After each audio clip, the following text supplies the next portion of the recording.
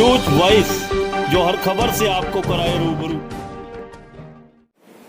देखिए, कोविड में जो सावधानियां हैं वो तो हम बार बार लोगों को बता ही चुके हैं कि हमें प्रॉपर मास्क यूज करना चाहिए और उसको प्रॉपर तरीके से पहनना चाहिए, जिससे कि नाक और मुंह दोनों कवर रहें। उसके अलावा हमें फिजिकल डिस्टेंसिंग रखनी चाहिए, 2 गज की दूरी बहुत जरूरी। तीसरी, हमें अपने हैंड हाइजीन यानी सैनिटाइजेशन या बार बार हाथ धोने का ध्यान रखना चाहिए।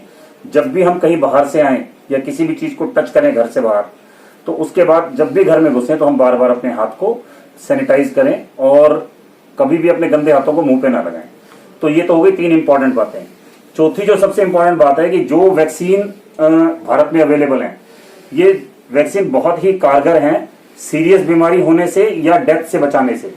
अगर ये वैक्सीन हम पेशेंट को लगवा देते हैं या किसी भी आदमी को लगवा देते हैं, तो अगर उसको कोविड होगा भी तो डेफिनेटली उसकी डेथ नहीं होगी या वो बहुत ज्यादा सीरियस नहीं होगा। तो बेसिकली वैक्सीन बहुत कारगर है इसमें। और तीसरी बात जो है कि जिस तरह से मैं देख रहा हूं कि बहुत ज्यादा अफरा तफरी मची हुई है, लोग कहते हैं कि ऑक्सीजन की डिमांड बहुत बढ़ गई है, ऑक्सीजन नहीं मिल रही है, या रेमडेसिविर का इंजेक्शन नहीं मिल रहा है, या टोसिलिजुमैब का इंजेक्शन नहीं मिल रहा है। तो मेरा सभी लोगों से यही अपील है कि हर आदमी को, हर कोविड के मरीज को ऑक्सीजन की जरूरत नहीं है। और जो रेमडेसिविर या दूसरा इंजेक्शन है टोसिलिजुमैब, जितनी भी स्टडीज अब लेटेस्ट आ रही हैं उनमें किसी में भी ये नहीं प्रूव किया गया है कि इन इंजेक्शंस का कोई बहुत ज्यादा कोविड के मरीज को फायदा होता है। ना तो इससे कोई कोविड के मरीज में डेथ बेनिफिट है कि कोविड के मरीज की मौत होने से बचाव होता है, और ना ही इसमें कोविड के मरीज की सीवियरिटी या सीरियसनेस पे कोई फर्क पड़ता है। जो पहले की स्टडीज थी उसमें सिर्फ ये देखा गया था कि रेमडेसिविर का इंजेक्शन अगर हम देते हैं तो 1 दिन पेशेंट का हॉस्पिटलाइजेशन कम हो जाएगा, जिसका कि बहुत ज्यादा कोई फायदा लेटर ऑन बाकी स्टडीज में देखा गया। तो मेरे हिसाब से 99.9999% लोगों को रेमडेसिविर या टोसिलिजुमैब का कोई बहुत ज्यादा फायदा नहीं है। तो इसके लिए बिल्कुल भी पैनिक क्रिएट ना करें, इधर उधर भागने की जरूरत नहीं है। और मैं अपने डॉक्टर साथियों से भी ये रिक्वेस्ट करूंगा कि वो लेटेस्ट गाइडलाइंस को अच्छे से पढ़ें और उसके हिसाब से ही अपने मरीजों का इलाज करें, और मरीज को अननेसेसरी पैनिक में ना डालें इन बेकार की दवाइयों को प्रेस्क्राइब करके। हमें इसके लिए ये समझना होगा कि किन मरीजों में सीरियस कोविड होने की संभावना ज्यादा है।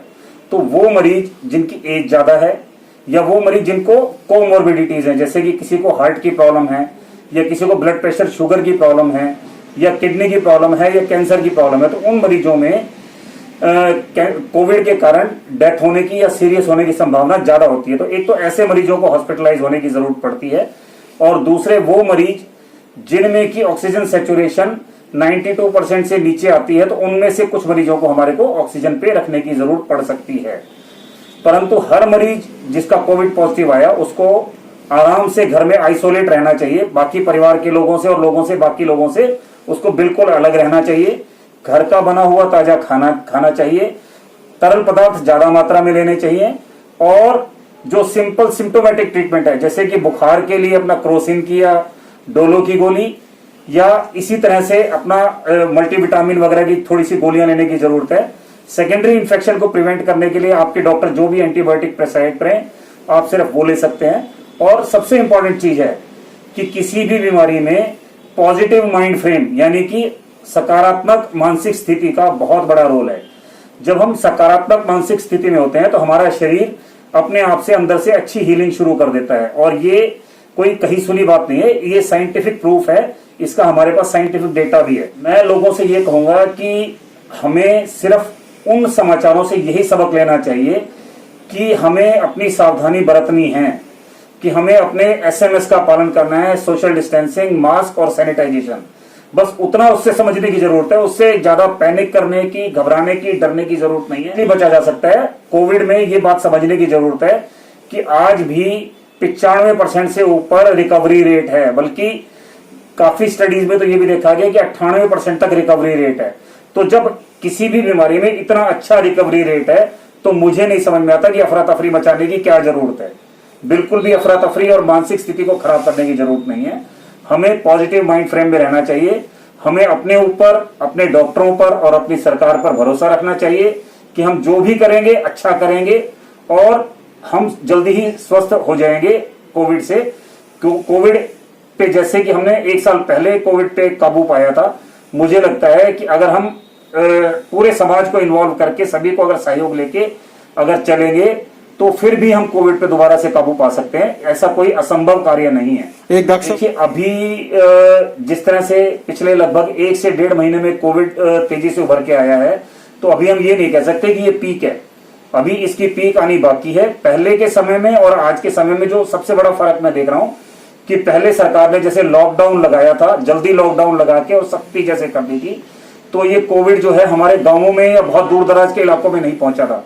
परंतु जैसे अब सभी कुछ खुला हुआ है तो ये कोविड जो है बहुत दूर दूर तक फैल गया है। और मेरे पास अभी गांवों से भी पेशेंट आ रहे हैं जिनमें मैं कोविड सस्पेक्ट कर रहा हूं और टेस्ट करा रहा हूं तो पॉजिटिव भी आ रहे हैं। तो अभी मुझे नहीं लगता कि ये कोविड की पीक है। पीक शायद 1-1.5 महीने में अभी और आएगी। और मुझे लगता है कि जैसे 3-3.5 लाख के करीब अभी केस रिपोर्ट हो रहे हैं, तो ये शायद ये संख्या और भी बढ़ जाए।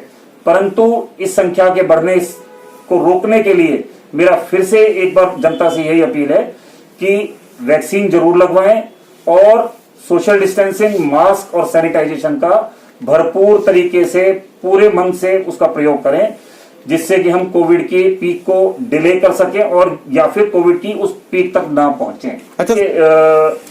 अपना अच्छा हेल्दी घर का बना हुआ खाना खाएं, साफ पानी पिएं और किसी भी दवाई की किसी भी नॉर्मल आदमी को जरूरत नहीं है।